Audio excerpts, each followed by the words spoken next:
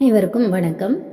11ஆம் வகுப்பு பாடப்பகுதியில் இயல் 6 அயல் நாட்டவரின் அருந்தமிழ் பணி அப்படிங்கிற ஒரு புதிய பாடம் இதில் நமக்கு உரைநடை பகுதியில் இடம்பெற்றிருக்கிறது. அதை தான் இப்போ நம்ம பார்க்க போகிறோம். தமிழ் மொழி இந்த அளவுக்கு வளர்ந்திருக்கிறதுக்கு காரணம் நம்மளுடைய முன்னோர்கள் பலவிதமான இலக்கியங்கள் எல்லாமே எழுதியிருந்தாலும் அந்த இலக்கியங்கள் இலக்கணங்கள் எல்லாம் அழிந்து போகாமல் அதை அச்சு வடிவில் ஏற்றி இன்று நமது கைகளில் தவழக்கூடிய புத்தகங்களாக தந்தவர்கள் அயல் நாட்டவர்கள் தான். அதே மாதிரி நிறைய புத்தகங்கள் அவர்களும் நம்முடைய மொழியில் இலக்கணம் இலக்கியங்கள் எழுதியிருக்கிறார்கள். அதுக்கப்புறம் அந்த தமிழுக்காக பல்வேறு தொண்டு ஆற்றியிருக்கிறார்கள். அதை குறித்து தான் நம்ம இந்த பாடத்தில் பார்க்க போகிறோம். இலக்கிய வளமும் இலக்கண ஆழமும் கொண்ட மொழிகளில் ஒன்று நம்முடைய தமிழ் மொழி. இதுவே நமக்கு உள்நிலை வினாவில் வரதுக்கு வாய்ப்பு இருக்கு. நம் மொழிக்கு காலந்தோறும் அளப்பரிய தொண்டுகள் செய்தவர்கள் நிறைய பேர். இவர்களில் சிலர் தமிழ்நாட்டுக்கு வருகை தந்து காலத்தால் அழியாத தலை சிறந்த தமிழ் பணிகளை செய்துள்ளார்கள். அயலகத்தில் வாழும் நம் தமிழ் உறவுகளும் அன்னை தமிழுக்கு அரும் தொண்டாற்றி இருக்கிறார்கள். அதை குறித்து தான் நம்ம இப்போ இந்த பாடத்தில் பார்க்குறோம். தமிழ் மொழியும் அதன் இலக்கியமும் தமிழ்நாட்டின் எல்லைக்கு அப்பாலும் பறந்து விரிந்துள்ளது. பழமைமிக்க இலக்கியங்கள் சங்க படைப்புகள் இதெல்லாம் தான் இதற்கான சான்றுகள். நம்ம பழமையான இலக்கியங்கள் பார்த்தோன்னா சிற்றிலக்கியங்கள் அதெல்லாம் இருக்கிறது. அதே மாதிரி சங்க இலக்கியங்கள் 11 கீழ்கணக்கு நூல்கள் 11 மேற்கணக்கு நூல்கள். அந்த 11 மேற்கணக்கு நூல்களில் இருக்கக்கூடிய 10 பாட்டும் 8 தொகையும் தான் நம்ம சங்க இலக்கியங்கள் அப்படின்னு சொல்கிறோம். அதே மாதிரி இலக்கண நூல்கள் அப்படின்னு பார்த்துட்டோன்னா நமக்கு கிடைக்காமல் இருக்கக்கூடிய அகத்தியம், அதற்கு முன்பாகவும் பல இலக்கண நூல்கள் இருந்ததாக சொல்லப்படுகிறது. ஆனால் நமக்கு தெரிந்த வரைக்கும் அகத்தியம் கிடைத்த முதல் நூல்னா தொல்காப்பியம்னு சொல்லலாம். அதுக்கப்புறம் நன்னூல், நேமிநாதம், தொன்னூல் விளக்கம், முத்துவீரியம், அணி இலக்கண நூல்கள் தண்டி அலங்காரம், மாரண அலங்காரம், குவளை ஆனந்தம், இந்த மாதிரி பல நூல்கள். பொருள் இலக்கணத்திற்கு தனியாக நம்பியக பொருள், புறப்பொருள் இலக்கணம், இப்படி ஒவ்வொன்றும் என்ன செய்து புத்தகங்கள் இருந்து கொண்டு தான் இருக்கிறது. இலக்கணங்கள் இலக்கிய வளங்கள் பெருகி இருக்கிறது. ஆனால் இது எல்லாத்தையுமே நம்முடைய அயல் நாடுகளுடான தமிழர்களுக்கான தொடர்பு மூலமாக நம்மை தாண்டி நம்முடைய நூல்கள் நம்முடைய பொக்கிஷங்கள் அனைத்துமே அயல் நாடுகளுக்கும் பரவி இருக்கிறது. அதே மாதிரி வணிக தொடர்பு எப்படி ஏற்பட்டதோ அதே மாதிரி தமிழ் மொழியும் இலக்கியமும் பல அயல் நாட்டால் தொடர்பால் வளம் சேர்க்கக்கூடியதாக இருந்திருக்கிறது. ஐரோப்பியர் தொடர்பு வரலாற்று காலம் தொட்டு தமிழ்நாட்டுக்கும் ஐரோப்பாவுக்கும் தொடர்பு இருக்கிறது. இந்த தொடர்பு பொது ஆண்டு காலம் 3ஆம் நூற்றாண்டு வரை நீடித்து அதுக்கப்புறமா அது அப்படியே அருந்து போகிறது. 16ஆம் நூற்றாண்டில் இந்த தொடர்பு மீண்டும் ஏற்படுது. ஐரோப்பியர் தொடர்பால் தான் நமக்கு அச்சகங்கள் நிறுவப்படுகிறது. ஐரோப்பியர் தொடர்பால் நமக்கு அச்சகங்கள் நிறுவப்படுகிறது. இந்த ஐரோப்பியர்களின் தமிழ் பணி போர்ச்சுகீசியரான ஆண்ட்ரிக் அடிகளார் அவங்க தான் தமிழில் மொழிபெயர்த்த தம்பிரான் வணக்கம் அப்படிங்கிற நூல். இந்த நூல் தான் ஐரோப்பாவுக்கு வெளியே இந்திய மொழிகள் ஆசிய மொழிகள் எல்லாத்திற்கும் முன்பாக முதல்ல அச்சு நூல் அப்படிங்கிற பெருமைக்குரிய செய்தியாகும். அச்சு நூலாக வெளிவந்த பெருமைக்குரிய செய்தி. ராபர்ட் ஜி நொபிலி தமிழ்லேயே நூல்கள் எழுதியிருக்கிறாரு. அந்த அச்சகங்களில் தமிழ் உரைநடை வளர்ச்சி பெற தொடங்கியது. அயலக அறிஞர்கள் உரைநடையில் பத்தி பிரிப்பு, சொற்களுக்கு நடுவில் இடைவெளி, நிறுத்தற்குறி இது எல்லாத்தையுமே அறிமுகப்படுத்துகிறாங்க. நவீன தமிழ் உரைநடை வளர்வதற்கு அடித்தளமும் அவங்க தான் விடுறாங்க. ஐரோப்பியர்கள் தான் அடித்தளமிட்டவர்களே அவர்கள் தான். தமிழ் இலக்கணம், தமிழ் சுவடிகள், தமிழ் எண் கணிதம், அறிவியல், சாத்திரங்கள் இது எல்லாத்தையும் சேகரிக்கக்கூடிய பணிகளையும் ஐரோப்பியர்கள் செய்கிறாங்க. இது மாதிரி இத்தாலி நாட்டிலிருந்து வந்த வீரமாமுனிவர் எங்கேருந்து வந்தார்னா இத்தாலி நாட்டிலிருந்து வந்த அந்த கான்ஸ்டாண்டன் ஜோசப் பெஸ்கி அப்படின்னு சொல்லி சொல்லுவாங்க.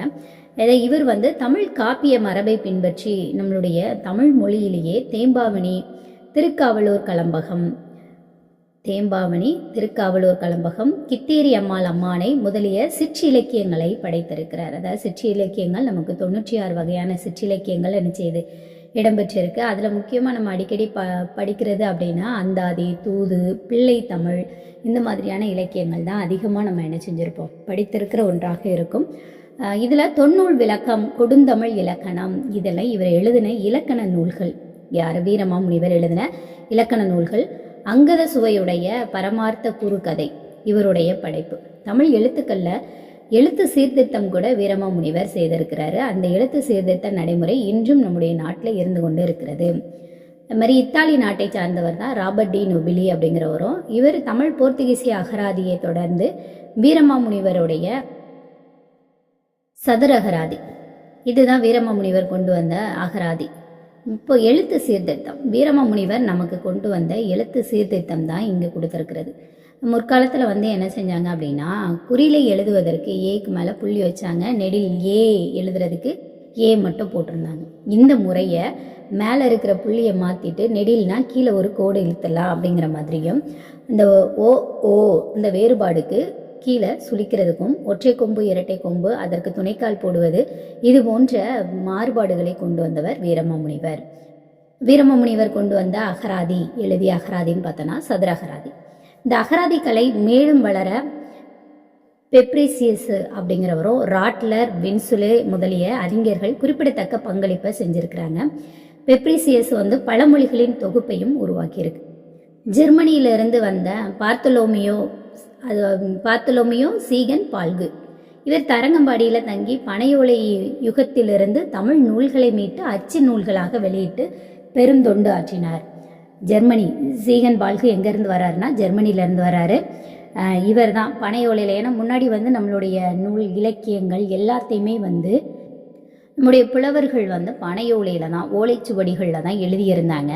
அந்த ஓலைச்சுவடிகள் காலப்போக்கில் செல்லரித்து போகக்கூடிய நிலையில் இருந்ததை மீட்டெடுத்து அதை அச்சு வடிவில் கொண்டு வந்த பெருமைக்குரிய பெருந்தொண்டு ஆற்றியவர் யாருன்னா சீகன் பால்குன்னு சொல்லலாம்.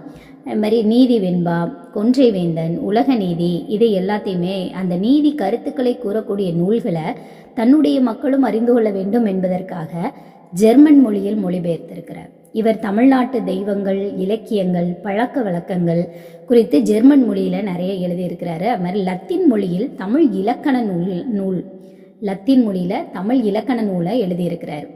கிராமட்டிகா தமிழியா அப்படிங்கிற பெயரில் 1716 எழுதியிருக்கிறார். துறைகள் பலவற்றிலும் தமிழ்நாடு செழித்தோங்கி வளர்ந்திருப்பதை தம் நூல்கள் வாயிலாக இவர் என்ன செய்கிறாரு, மேற்குலகிற்கு, அதாவது மேலை நாட்டினருக்கு எடுத்துரைக்கிறாரு. இவர் ஒரு நாளின் 2/3 பகுதி நேரத்தை தமிழ் கற்றுக்கொள்ள செலவிட்டதாக செஞ்சுருக்காங்க. அதாவது 24 மணி நேரத்தை 3 டிவைட் பண்ணாமல் 24 அப்படின்னு சொல்கிறாரு. 2/3 பங்குனா 16 மணி நேரம் தமிழ் கற்றுக்கொள்வதற்காக இவர் செஞ்சிருக்காரு, செலவிட்டு இருக்கிறார். ஆங்கிலேயரான பிரான்சிஸ் ஒயிட் எல்லிஸ் இது திருக்குறள் அறத்துப்பாலை மொழிபெயர்த்து விளக்கம் எழுதியவர் இவர். முதல் 13 அதிகாரங்களுக்கு விரிவாக அதுக்கப்புறம் 65 தமிழ் நூல்களை மேற்கோள் காட்டி ஆங்கிலத்தில் விளக்கம் தந்திருக்கிறார். 13 அதிகாரங்களுக்கு 65 தமிழ் நூல்களை மேற்கோள் காட்டி ஆங்கிலத்தில் விளக்கம் தந்திருக்கிறார். அது மாதிரி திருவள்ளுவருடைய உருவம் பொறித்த தங்க நாணயங்களை வெளியிட்ட பெருமையும் எல்லிஸ் அவர்களை சாரும். திராவிட மொழி குடும்பம் பற்றிய கருத்தாக்கத்தை முதலில் முன்வைத்தவர் எல்லிஸ் தான். ஆங்கிலேயர் தமிழ் கற்பதற்கு புனித ஜார்ஜ் கோட்டை கல்லூரியை நிறுவியவரும் இவர்தான். ஆங்கிலேயர்கள் தமிழ் கற்பதற்காக புனித ஜார்ஜ் கோட்டை கல்லூரியை நிறுவியவர் யார் அப்படின்னா எல்லிஸ். நமக்கு வினாவா வரலாம், உள்நிலை வினா. அடுத்து எல்லிஸை தொடர்ந்து அயர்லாந்து நாட்டவரான ராபர்ட் கால்டுவெல் மேற்கொண்ட திராவிட மொழிகளின் ஒப்பிலக்கண ஆய்வு 1856 திராவிட மொழிகளின் ஒப்பிலக்கணம் அப்படிங்கிற நூல் இன்னைய வரைக்கும் தமிழ் மொழியை கற்றுக்கொள்வதற்காக அந்த நூலை தான் பலரும் சிறந்த மொழியியல் அறிஞர், சிறந்த மொழியியல் நூல்கள் இவர் எழுதியிருக்கிறார். தென்னிந்தியாவில் வழங்கும் மொழிகள் தனிமொழி குடும்பத்தை சார்ந்தவை அப்படின்னு எடுத்துரைத்தது. அது மாதிரி வடமொழி கலப்பின்றி தமிழ் தனித்து இயங்குவது அப்படிங்கிறதையும் உலகத்துக்கு உணர்த்தியதே அந்த கால்டுவெல் அவர்கள் தான். அடுத்து ஜியு போப் திருக்குறள், நாலடியார், திருவாசகம், இதெல்லாம் திருக்குறள், நாலடியார், திருவாசகம் முதலிய தமிழ் நூல்களை ஆங்கிலத்தில் மொழிபெயர்த்தார். அதுக்கப்புறம் அரிஸ்டாட்டில் கூட சொல்லாத அறிவுரைகள் வள்ளுவரால் கூறப்பட்டு இருப்பதை கண்டு வியக்கிறார். அப்போ அரிஸ்டாட்டில் கூட சொல்லாத அறிவுரைகளை வள்ளுவரால் கூறப்பட்டு இருப்பதை கண்டு வியந்தவர் யார் அப்படின்னா நமக்கு ஜியு போப் அவர்கள். சிறந்த குறள்களை விளக்க வர்ஜில், தாந்தே, வேமன்னா முதலானவர்களுடைய கவிதைகளை மேற்கொள்ளாக இங்கே காட்டுறார். ஜெர்மனியில் பிறந்த 1814 சென்னைக்கு வந்த ரேனியஸ் 1832 தமிழின் முதல் அறிவியல் நூலான பூமி சாஸ்திரம் அப்படிங்கிற நூலை வெளியிடுறாரு.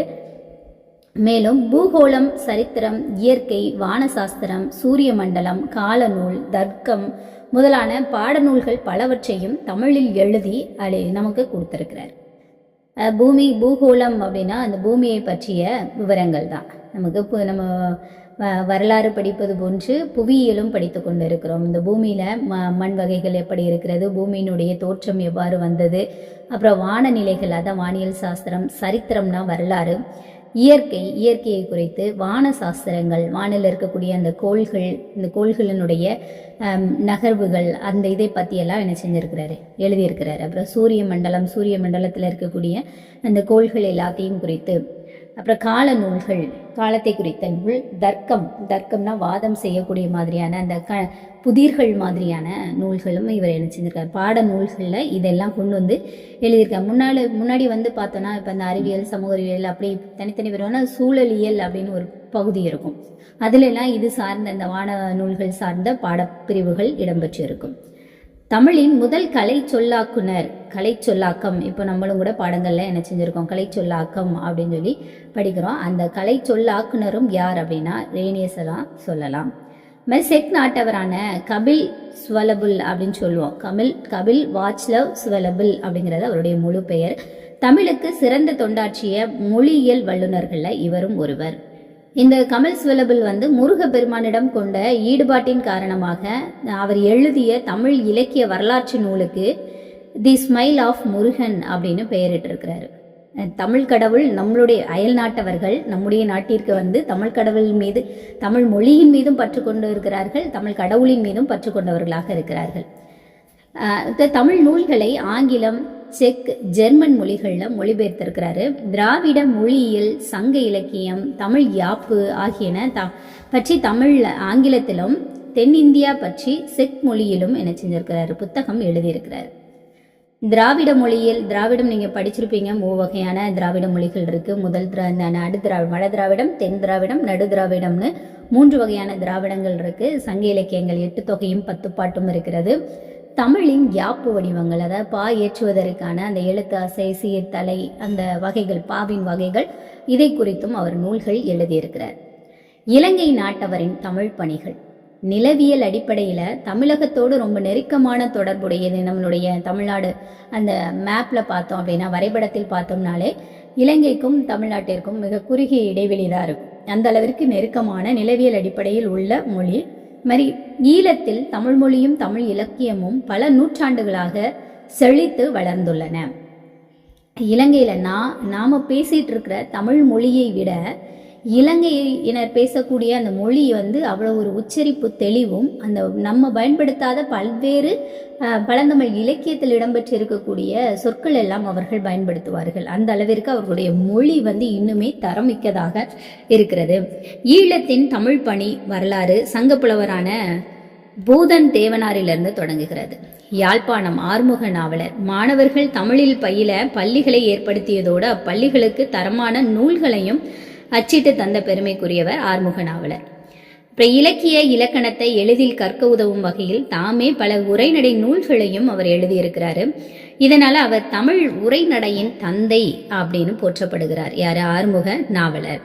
ஊவேஸ் அவர்களுக்கு முன்பு 1885 தொல்காப்பியம் சொல்லதிகாரத்தை சேனாவரையார் உரையுடன் பதிப்பித்த பெருமை சீவை தாமோதரனாரை சாரும். இப்பதிப்பிற்கு முன்பே வீரச்சோழியம், இலக்கண விளக்கம், இறையனார் களவியல் உரை போன்ற நூல்கள் எல்லாம் வந்து என்ன செஞ்சிருக்கு, பதிப்பித்திருந்தார். கலித்தொகை, சீவக சிந்தாமணி உட்பட 11 நூல்களை பதிப்பித்தும் 6 நூல்களை எழுதியும் அருந்தொண்டு புரிந்திருக்கிறார். தமிழ் புலவர்களுடைய வரலாற்றை தொகுத்து சைமன் காசி செட்டி வெளியிட்ட ஆங்கில நூலான தமிழ் ப்ளூ டாக் 1851 எழுதிய நூல். அது சதாசிவனார் பாவலர் சரித்திர தீபிகம் 1886 இதெல்லாம் குறிப்பிடத்தக்க இலக்கிய வரலாற்று முயற்சிகள்னு சொல்லலாம். இதோட தமிழ் புலவர் சரித்திரம் உள்ளிட்ட 30க்கும் மேற்பட்ட நூல்களை தந்த சுன்னாகம் குமாரசுவாமி புலவர் 1800 ஆண்டுகளுக்கு முன் தமிழர் அப்படிங்கிற நூலை தந்த கனகசபை இவங்களுடைய பங்குலாம் தமிழனுடைய தரத்தை பன்மடங்கு உலகளவில் உயர்த்தியது. ஈழத்துறவி விபுலானந்தர் இது சமயம், இலக்கியம், இசை, அறிவியல், தத்துவம் அப்படின்னு பல துறைகளில் வித்தகராக திகழ்ந்தவர். தமிழர் தம் தொன்மைமிக்க இசைக்கருவியாக்கிய யாழை பற்றி ஆராய்ச்சி செய்து யாழ் நூல் அப்படிங்கிற ஒன்றை எழுதியிருக்கிறார். யாழ் நூல் தமிழ் நாடகத்தின் இலக்கண கூறுகளை எல்லாத்தையும் ஒருங்கு திரட்டி மதங்க சூளாமணி அப்படிங்கிற நூலையும் என்ன செஞ்சிருக்கிறார் விபுலானந்தர் அவர்கள் படைத்திருக்கிறார். தமிழ் அகராதி ஒன்றை தொகுத்த கதிரை வேலர் தமிழ் சொற்பிறப்பு ஒப்பியல் அகராதி தந்த சுவாமி ஞான பிரகாசர். கதிரைவேலர் தமிழ் அகராதி எல்லாத்தையும் ஒன்று தொகுத்தவர். தமிழ் சொற்பிறப்பு ஒப்பியல் அகராதி அப்படிங்கிறத தந்தது சுவாமி ஞான பிரகாசர். அப்போ உலகியல் விளக்கம் எழுதிய நவநீத கிருட்டிண பாரதி, தொல்காப்பியம் முழுமைக்கும் விளக்க குறிப்பு எழுதி பதிப்பித்த சி கணேசனார், இவங்களுடைய பணிகள் எல்லாம் போற்றத்தக்கது. அப்புறம் தனிநாயகம் அடிகளார் திணை சார்ந்த தமிழ் இலக்கியங்களின் சிறப்பு குறித்தும் தமிழர்களின் உலகளாவிய பார்வை குறித்தும் உலக அரங்குகளில் சொற்பொழிவு ஆற்றியிருக்கிறார். யாருன்னா தனிநாயகம் அடிகள். அவர் தெற்காசிய நாடுகளில் காணப்படக்கூடிய தமிழ் பண்பாட்டு கூறுகளை கண்டறிந்து உலகிற்கே சொன்னவர். தமிழ் ஆராய்ச்சி மாநாடுகள் நிறைய நடத்தியிருக்கிறாரு. சென்னையில் உலக தமிழ் ஆராய்ச்சி நிறுவனம் ஏற்பட காரணமாக இருக்கிறார். ஏற்கனவே நம்ம பாடத்தில் 10ஆம் வகுப்பிலே படித்திருப்போம். உலக தமிழ் ஆராய்ச்சி கழகத்தை நிறுவி அதுக்கு தலைவராக இருந்தவர் அப்படின்னு சொல்லி தேவநேய பாவாணர் அவர்களை. அந்த உலகத்தமிழ் ஆராய்ச்சி நிறுவனம் ஏற்பட காரணமாக இருந்தது அப்படின்னு சொல்லி நம்ம பார்த்தோம் அப்படின்னா தனிநாயகம் அடிகளை சொல்லலாம். தமிழ் சிறுகதைகள், நாவல்கள் இது எல்லாத்தையுமே ஆராய்ந்து வரலாற்று நூல்களை வெளியிட்ட சிவபாத சுந்தரம் அப்படிங்கிறவர். இவங்களுடைய எழுத்துக்கள் எல்லாம் இந்த திறனாய்வை வளர்த்தன. எழுத்துக்கள் திறனாய்வு அப்படின்னா ஒரு நூலினுடைய தன்மை எப்படி இருக்கிறது, அந்த நூல் எழுதப்பட்ட காலம் எப்படி இருக்கிறது, அந்த நூலின் இலக்கிய வளம், இலக்கண வளம், அதில் இருக்கக்கூடிய ஒவ்வொரு செய்திகளையும் ஆராய்வது தான் இந்த திறனாய்வு அப்படிங்கிறது. இந்த இலக்கிய திறனாய்வு மெருகூற்றிய அறிஞர்களாக சு வித்யானந்தன், கைலாசபதி, சிவத்தம்பி இவங்களெல்லாம் போற்றப்படுறாங்க. சண்முகம், சிவலிங்கம், எம்ஏ நுமான், அப்புறம் சண்முகதாஸ், தலையாசிங்கம் இவங்களுடைய பங்களிப்பு இந்த திறனாய்வு துறையில் முக்கியமானதாக இருக்கிறது. இது தவிர பிற நாட்டவருடைய தமிழ் பணிகள். புத்திலக்கிய ஆய்வாளரான வே சபாபதி, மலேசியா.